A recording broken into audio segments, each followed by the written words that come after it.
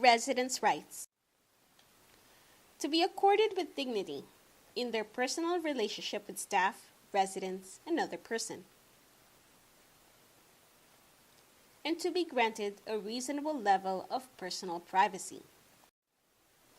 Examples of personal privacies are asking an individual before touching them, knocking or speaking before entering their space, making sure curtains, screens, and doors are properly closed before helping them, arranging clothes or hospital gowns in a dignified way, and not making an individual wait to use the toilet or be left too long for you to return. They have the right for a confidential treatment of their record, to be encouraged and assisted in exercising their rights as citizens, to be given safe, helpful, and comfortable accommodations, furnishings, and equipments, to care, supervision, and services that meet their individual needs and are delivered by staff that are sufficient in numbers, qualifications, and competency to meet their needs. To be served food of the quality and in the quantity necessary to meet their needs. To make choices concerning their daily life in the facility. To fully participate in planning their care, including the right to attend and participate in meetings or communication regarding the care and services provided to them. To be free from neglect, financial exploitation, involuntary seclusion, punishment, humiliation, intimidation, verbal, mental, physical, or sexual abuse. To present grievances and recommend changes in policies, procedures, and services to the staff of the facility, management, and governing authority, or to any other person without restraint, coercion, discrimination, reprisal, and other retaliatory actions. The licensee shall take prompt action to respond to these grievances.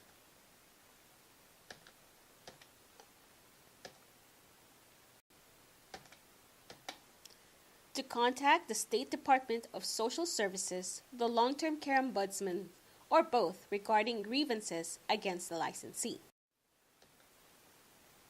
To be fully informed as evidenced by the resident's written acknowledgement prior at the time of admission of all governing residents' conducts and responsibilities.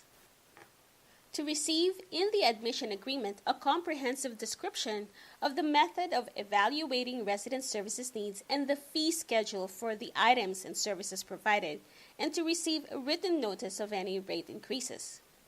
And to be informed in writing at or before the time of admission of any resident retention limitation set by the state or the licensee.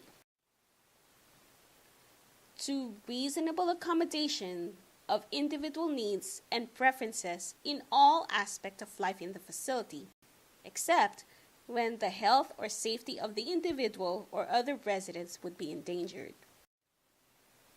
To a reasonable accommodation of resident preferences concerning room and roommate choices.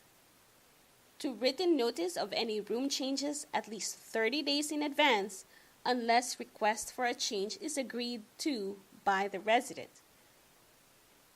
To share a room with a resident spouse, domestic partner, or a person of resident's choice when both spouses, partners, or residents live in the same facility and consent to the arrangement.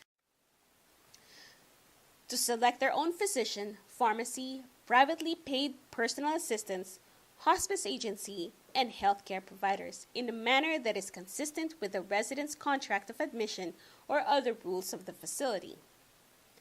To have a prompt access to review all their records and to purchase photocopies. To be protected from involuntary transfers, discharges, and evictions in violation of state laws and regulations. Facilities shall not involuntarily transfer or evict residents for the grounds other than those specifically enumerated under a state law or regulation, and shall comply with the enumerated eviction and relocation protections for the residents. They have the right to move from a facility. To consent to have relatives and other individuals of the residents' choosing visit during reasonable hours privately and without prior notice. To receive written information on the right to establish an advanced health care directive and, pursuant to Section 1569, the licensee's written policies on honoring those directives.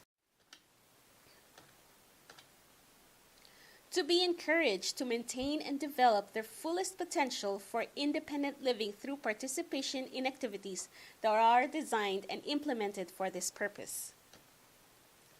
To organize and participate in a resident council that is established pursuant to Section 1569. To protection of their property from theft or loss. To manage their financial affairs. A licensee shall not require residents to deposit their personal funds, except as provided in approved continuing care agreements. A licensee, a spouse, domestic partner, relative, or employees of a licensee shall not do any of the following: accept appointment as a guardian or conservator of the person or estate of a resident, become or act as a representative payee for any payments made to a resident without the written and documented consent of the resident or the resident's representative, to serve as an agent for a resident under any general or special power of attorney, become or act as a joint tenant on any account with a resident, or enter into a loan or a promissory agreement or otherwise borrow money from a resident without a notarized written agreement outlining the terms of the repayment being given to the resident. In other words, stay away from the resident's money. To keep, have access to, and use their own personal possessions, including toilet articles, and to keep and be allowed to spend their own money unless limited by statute or regulations. If you have any questions, you can ask your supervisor or the administrator. Thank you.